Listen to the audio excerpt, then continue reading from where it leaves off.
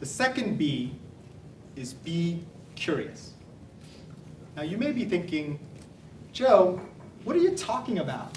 I'm curious about people after I'm connected to them, not the other way around, right?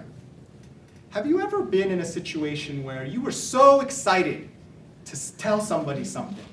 Maybe you got a promotion, maybe you won some money in the lottery, or you met someone special, and you were just so excited, and you came up to them and you were like, this is what happened, it's so amazing, and they just didn't seem interested. You know, maybe they were like, that's nice, or eh, or my personal favorite, so. How did that make you feel? Discouraged. Yeah, you don't feel good. So there is something really powerful about curiosity and how it helps us connect with people. So I'd like to do just one more demonstration with your help. If folks could stand up and get a partner again. We'll let you guys partner this time. I'll watch this time. Okay, so this is based on an improv game or exercise called mirroring. So those of you who know improv or have done team building events that used improv may be familiar with this. So I want the folks who went first last time to start, and when I say go, I want you to slowly but constantly just kind of move one or both of your arms around. And it's your partner's job in real time to mirror your movements, as if they're looking in a mirror. Okay? So on your marks, get set, go! Who went first? All right, so you go. All right, nice and slow. Wow! You guys are doing a great job. Keep mirroring, keep it going. You're doing great. All right, now in just a moment when I say switch, keep going. In just a moment when I say switch, I want the follower to be the leader and the leader to be the follower. 1, 2, 3, switch.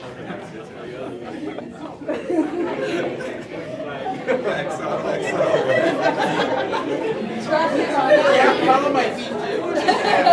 Just your arms. All right, now in just a moment, this is the last part. Keep going, keep going. In just in a moment, when I say go, I want you to keep mirroring, but there will be no leader and no follower. You're just going to have to mirror. No leader, no follower. No talking. On your marks, get set, go. Keep mirroring. Keep mirroring. No leader, no follower. Oh my God, it's like KPMG synchronized swimming up in here.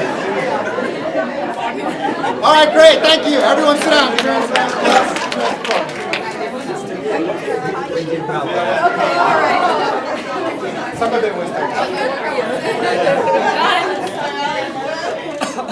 Too much exerted exercise.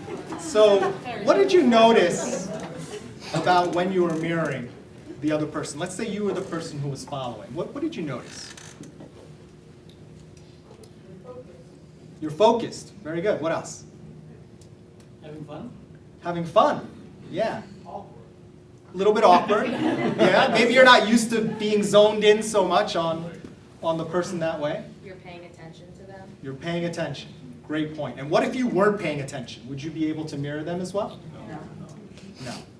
Exactly. And what about that last part of the exercise where no one was leading and following? It was chaos. It was hard, right? Yeah, it was definitely hard. Did you notice, though, you were actually able to do it, right? You were actually able to follow the person, even without an explicit sort of lead-follow agreement. You were able to do it. And the reason why you were able to do it was all the same reasons. You were focused. You were paying attention. It was interesting. So what does that have to do with connecting with other people? So think about that original scenario where you were so excited to tell someone something and they just couldn't be bothered, right? Let's flip that. Imagine if you told them and they were like, oh my, I can't believe it, it's so amazing, tell me more. And they're asking great follow-up questions. They just can't get enough of what you're telling them. How would that make you feel? Yeah. And as a result of that, how would you be likely to respond as you're sharing with them? Would you share more or less? More, right? So now you're sharing more, and there's more for them to connect to. And here's the really interesting part. When you're done sharing, and now they want to talk about something, are you more or less likely to be curious in what they have to say? More. It's like, wow, you're such a curious person. You're so curious in me. I'm curious in you. Right? That's kind of the way it works. Right? So what does this have to do with connecting to people? Right? So when you're in conversation with someone, what's pretty typical that we see now these days? I'm talking to you, and instead of being curious and engaged with you, making contact, what do we see a lot? Right? What does that tell you as the person who's talking? Yeah, they're not very curious about you. And what's your reaction going to be? Are you really going to be enthusiastic to tell them more and have a long conversation with them? No, you're going to check out as soon as it's socially acceptable, right?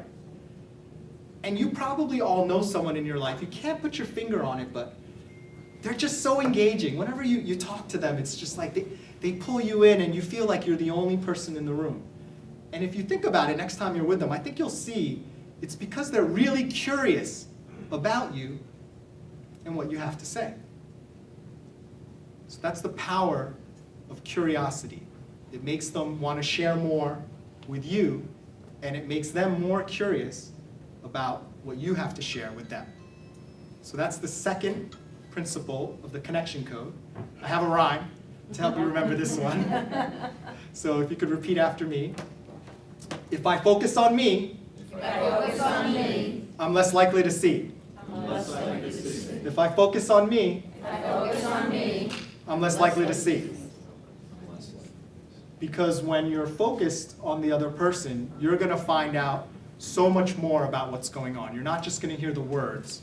You're going to feel the tone of their voice, their body language, even their appearance. Do they seem frazzled or do they seem very calm and composed? You're going to learn so much more about what's going on with them. So what are the first two B's of the connection code? Number one, be vulnerable. Number two, be curious.